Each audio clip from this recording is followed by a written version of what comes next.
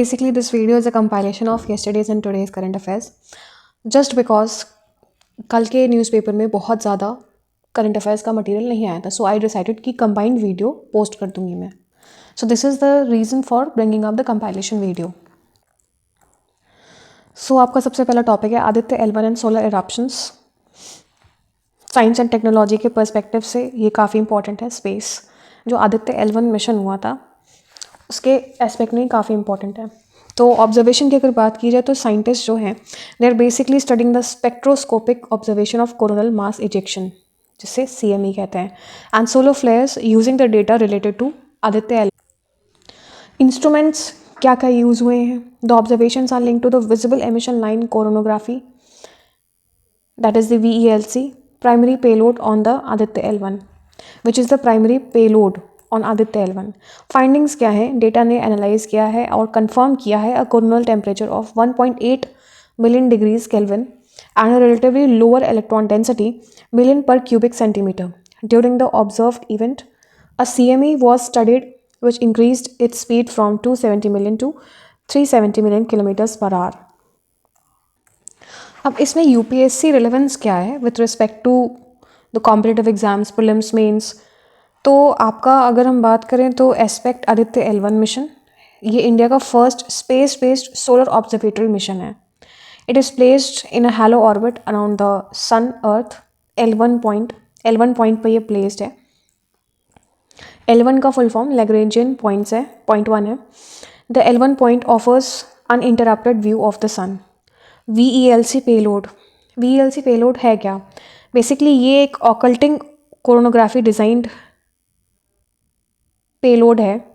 This is observe observe the sun's corona and study the dynamics of CMEs and solar eruptions.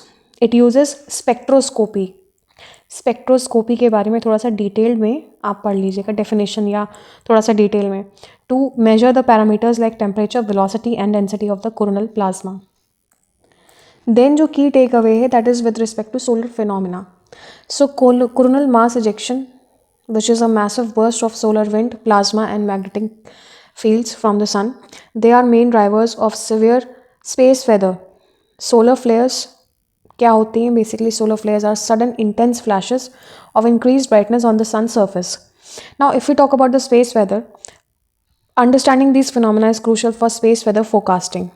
Severe events can disrupt satellite communications and operations, GPS communication networks, power grids on Earth and expose the astronauts to radiation. अच्छा, एक question आया था, बहुत famous question था वो, कि जो भी सोलर फ्लेयर्स या सोलर फ्लैशेस होते हैं, सोलर फिनोमिना होते हैं इस तरीके के, जो specifically with respect to solar flares, तो उनका इफेक्ट अर्थ पे क्या होता है? सबसे पहले तो ये अर्थ की मैग्नेटिक फील्ड को ही डिस्टर्ब कर देता है, जिसकी वजह से ये फिनोमिना होता है. और भी चीज़ें पढ़ लीजिएगा क्योंकि और भी चीज़ें इफेक्ट होती हैं इससे. देन नेक्स्ट टॉपिक है आपका climate change, imbalance in fertilizer use and soil health.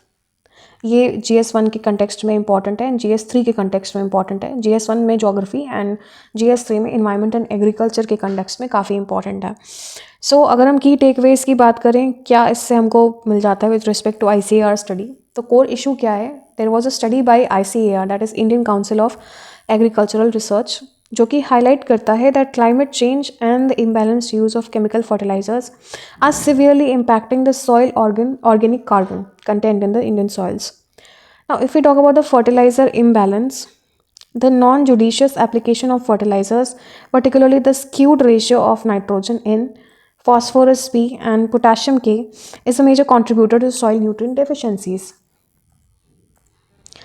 Next यहाँ पर एग्रीकल्चरल प्रैक्टिसेस के बारे में भी बोला गया है that practices like single cropping limit the return of crop residue and organic matter to the soil, hindering the SOC replenishment. Climatic link, the decline in the SOC shows correlation with the changes in temperature and rainfall across different agroclimatic zones. अब UPSC relevance में core concepts and schemes की अगर हम बात करें तो आपका जो सॉइल ऑर्गेनिक कार्बन है उसकी डेफिनेशन क्या होती है? बेसिकली ये कार्बन कंपोनेंट होता है in the soil organic matter. ये it is the single most important indicator of soil health and fertility and structure. एक टर्म इसी में आता है SOM, soil organic matter. Please do research about it. Role क्या होता है एसओसी का?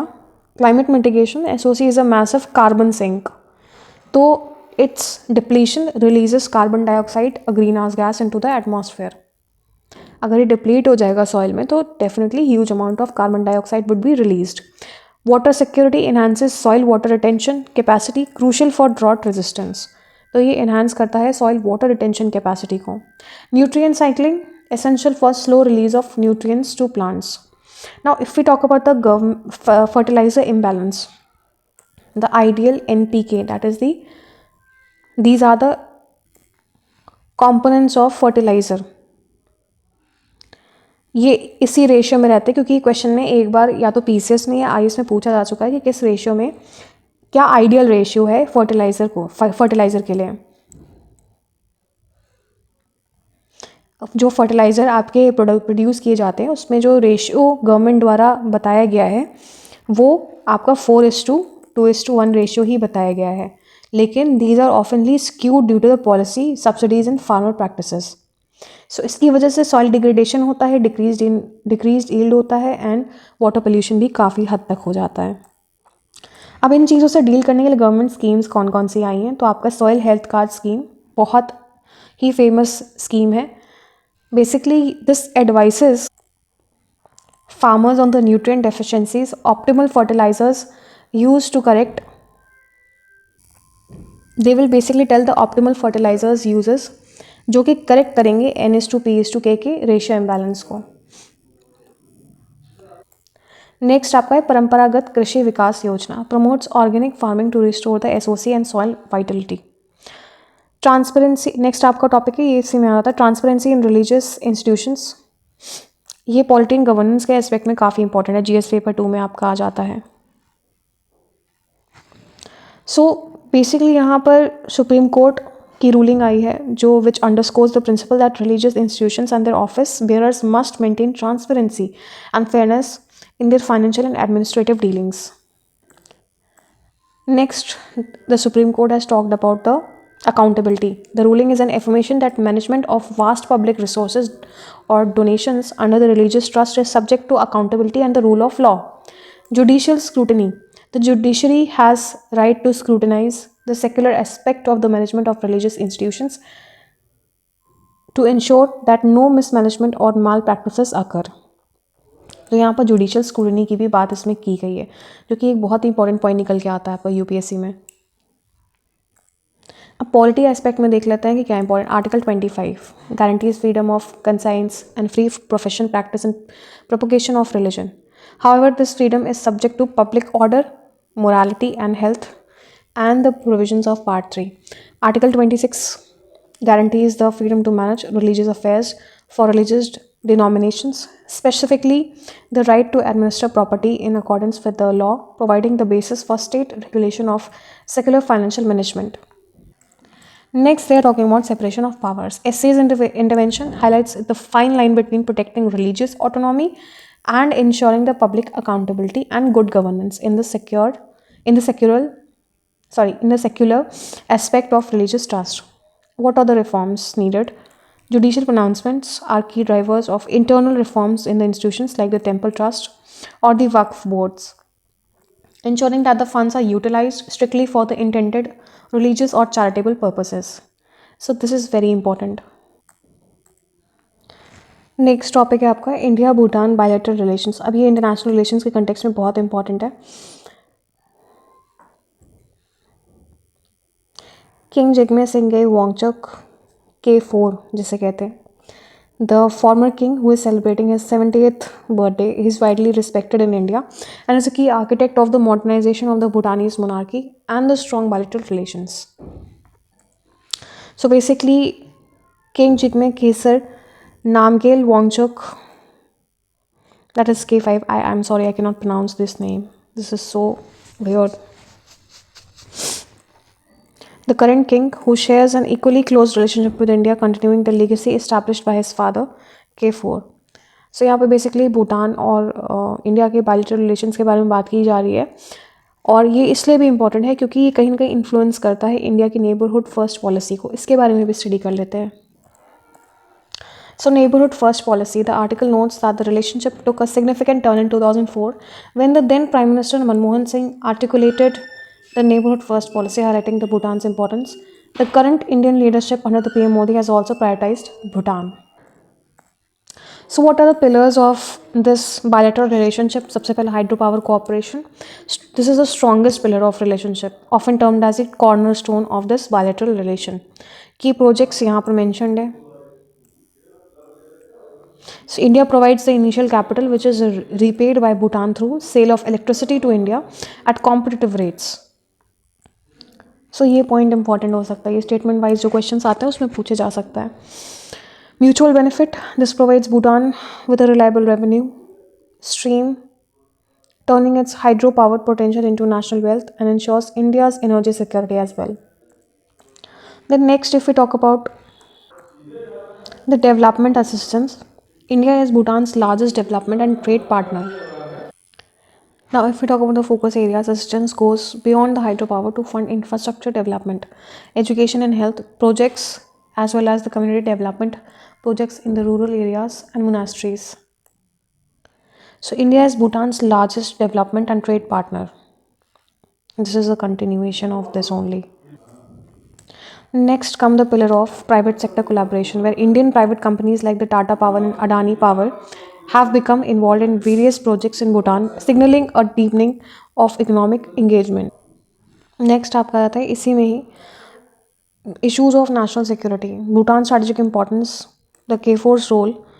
इसके बारे में जियोपॉलिटिकल कंटेक्स्ट में बात की जा रही है, where they are talking about the geopolitical buffer. So Bhutan is crucial for India's security, particularly its eastern flank. K4's deep understanding of India's security concerns ensure mutual trust and cooperation. Next जो importance है Dokala, the tri-junction sensitivity. Bhutan shares a disputed border with China, most notably the Doklam area, part of India-Bhutan-China tri-junction, making its territorial integrity vital to India. So, if we talk about the operational security, K4 is credited with addressing the India's security needs in the region. Operation All Clear 2003, इसके बारे में बात की गई है, where this was a decisive action initiated by the king himself. Action taken गया था. Royal Bhutan Army successfully flushed out hundreds of insurgents from Indian militant groups like ULFA, NDFB, and KLO, who had set up camps in the jungles of southern Bhutan, adjacent to the Indian state of Assam.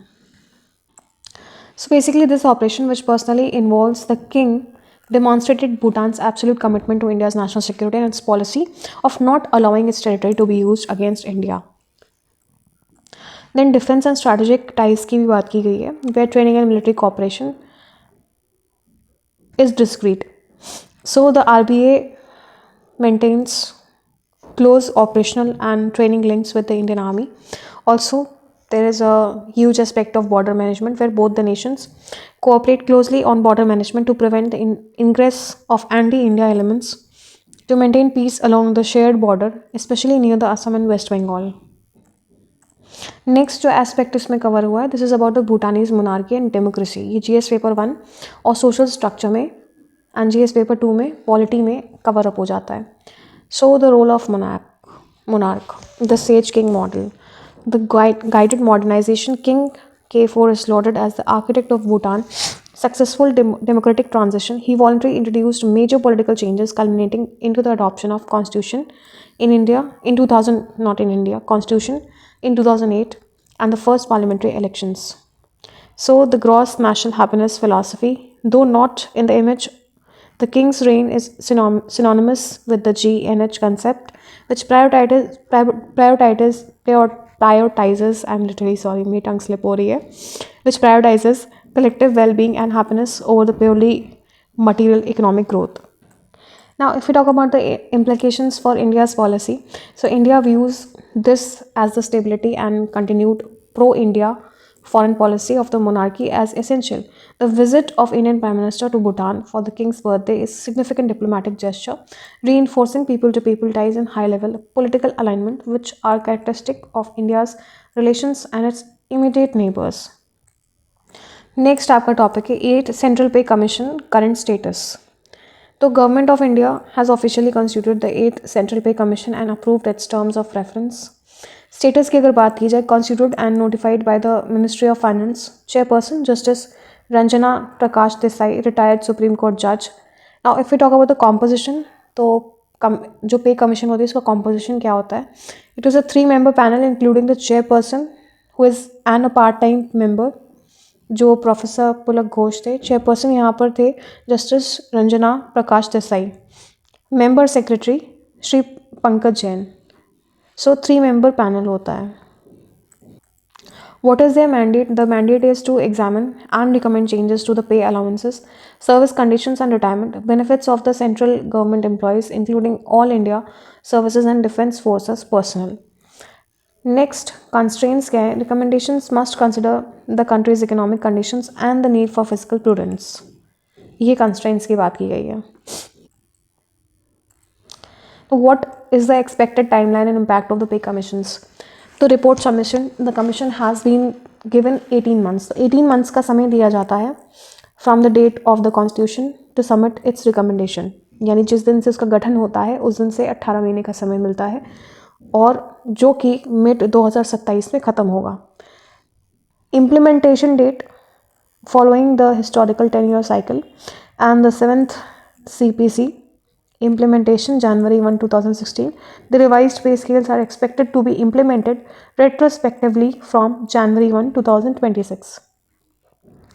Impacted population. The recommendations will cover approximately 50 lakh central government employees and 69 lakh pensioners. Now, what can be the key change expected? 8th CPC is expected to recommend a new fitment factor. The multiplier used to calculate the new basic pay from the old. तो fitment factor को थोड़ा study कर लीजिएगा UPSC के context में. This is important. ये आपका economic term में आ जाता है, तो फिटमेंट फैक्टर को आप स्टडी कर लीजिएगा और कैसे इसको इस्तेमाल किया जाता है कैलकुलेट करने के लिए, क्योंकि अब यूपीएससी ये चीज़ें भी पूछ रहा है. And likely merge the dearness allowance into the basic pay before revision. Next topic है आपका why access to knowledge is crucial for innovation and growth. So basically this is important with respect to economy and science and technology also. अगर economic rationale के हिसाब से बात की जाए तो they are talking about the Schumpeterian model, which is an innovation of the central driver of long-term economic growth. Knowledge is the raw material for innovation. Then next they are talking about the knowledge spillovers. Innovation occurs when existing knowledge is recombined in the novel ways. Recombinant growth, restricting access, example via excessive patents or IP barriers, limits the pool of knowledge available for these spillovers. Now, if we talk about the human capital, accessible knowledge is foundational for human capital formation, educational and skill development, which is directly linked to productivity and economic output. Next is the growth model. In modern growth models, growth is determined not by the factors like capital or labor, but by knowledge accumulation and its widespread distribution. So knowledge as a public good characteristics के बारे में बोला गया है. Basically ये जो चीज़ है ना, ये आपके ऐसे के लिए काफ़ी अच्छी हो सकती हैं. You can take some points from here. Now knowledge as a public good, how can it be a public good? Characteristics की बात की गई. Knowledge, especially the scientific or general knowledge, is often considered non-rivalrous. It is considered as a non-rivalrous good that one person using it doesn't stop another from using it. So market failure, if access is overly restricted, example behind the paywalls for educational journals, it leads to market failure resulting in underproduction and underutilization of the valuable knowledge. Inclusive growth की भी बात की गई है, where free access to knowledge helps bridge the digital and knowledge divide between nations. So income groups and genders promoting inclusive and equitable growth can benefit from it.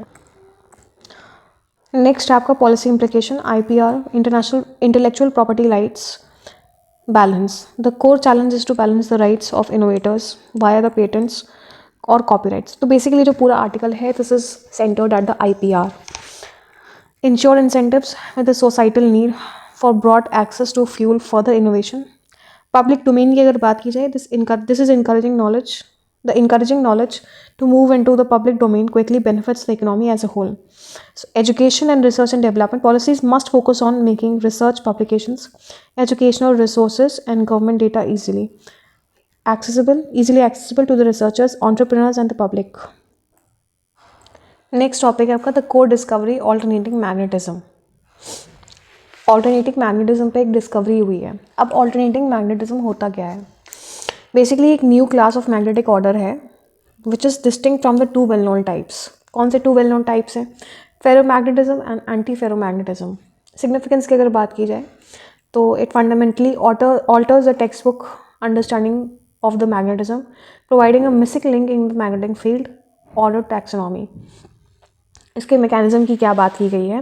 That it involves an arrangement where spins of atoms which create magnetic moments are positioned such that the magnetization reverses its direction in an alternating fashion both in space and times.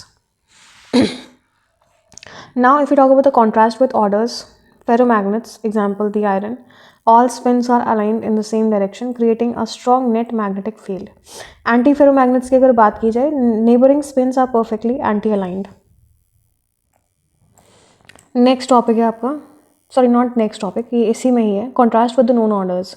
फेरोमैग्नेट्स, example iron, all spins are aligned in the same direction, creating a strong net magnetic field. Anti ferromagnets की क्या बात है? Neighbouring spins are perfectly anti aligned, up down, resulting in the zero net magnetisation. इसकी ज़रा एक बार इसकी जो magnetic fields हैं उसका डायग्राम आप एक बार देख लीजिएगा, बना लीजिएगा समझने के लिए. Alternating magnetism, which is a more complex dynamic order where the magnetic field is not static and uniform, offering new ways to control the magnetic properties.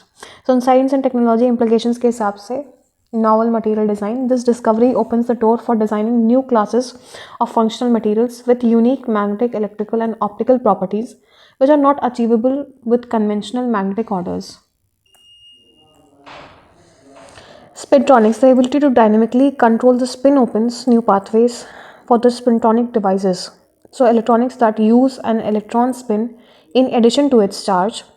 Potential applications क्या हो सकते हैं? More powerful and energy efficient data storage, MRAM, logic devices and sensors. Quantum information science, the unique spin coupling mechanisms could be leveraged in quantum computing and quantum information processing. Energy efficiency की अगर बात की जाए तो new magnetic order में lead to devices that require less energy for operation, addressing a critical need for modern electronics. Now, what are the key scientific concepts and terms out of it? Spin, intrinsic angular momentum of an electron which gives rise to its magnetic moment. It can be viewed as an up or down arrow. Magnetization, a measure of density of permanent and induced magnetic moments in a material. Now, if we talk about the quantum magnetism, it is a study of magnetic phenomena in materials where quantum mechanics governs the interactions of the electronic spins. Condensed matter physics, the branch of physics that studies the physical properties of condensed phases of matter, solids, liquids, etc. Where this is discovery based, not the discovery is based. Next topic है आपका की expectations from COP30 beginners guide. So what is the focus?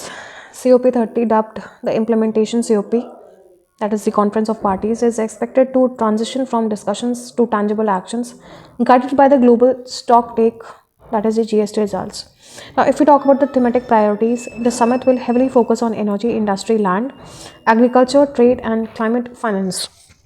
Energy and industry की अगर बात की जाए की outcomes expected to include establishing targets and timeline for tripling the global renewables capacity and doubling energy efficiency. Discussions will also cover reducing the dependence on fossil fuels and decarbonizing hard to abate the sectors.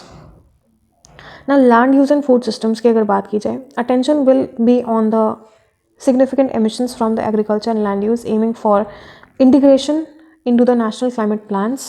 And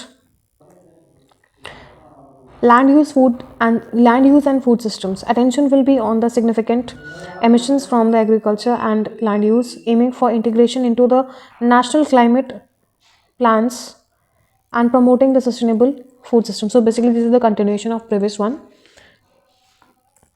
climate finance की अगर बात की जाए, this is a major challenge which is securing and operationalizing commitments, particularly the $100 billion annual climate finance goal for developing countries.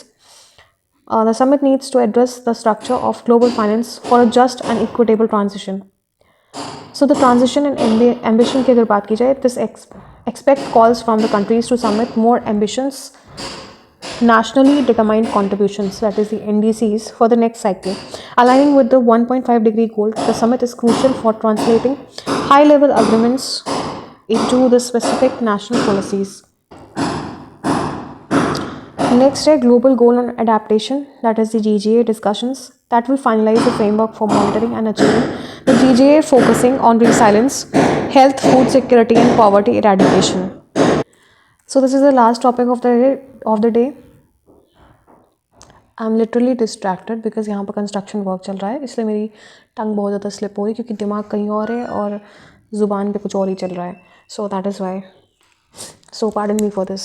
Global climate crisis call for greater ambition at COP30. Last topic है आपका. The 30th Conference of Parties, set to begin in Belém, Brazil, provides an ideal platform to renew the commitment to the Paris Agreement's 1.5-degree goal, but is currently marked by a sense of disarray due to the lagging collective action. The US has shown inconsistency but is now actively working on the emission cuts and played a major role in curbing the fossil fuel use in the shipping industry. The upcoming COP is characterized as one of the implementation where the focus is shifting from policy to operationalizing the financial mechanism. Key discussions aim to iron out the funding for mitigation, forest preservation, and strengthening the carbon credit markets, where Brazil is advocating for a renewed, more effective UN multilateral process. Finally, major developing economies, including India, China, Brazil, and South Africa, must demonstrate greater ambition, especially concerning financial contributions, to ensure the summit achieves tangible results. अब COP30 में कौन सी countries participants हैं उनके नाम आपको मालूम होना चाहिए, ये इंपॉर्टेंट है. And what is the aim of upcoming COP30. So that's all for the day. Here I end my analysis. Thank you and have a nice day. I request you to like, subscribe and share my channel.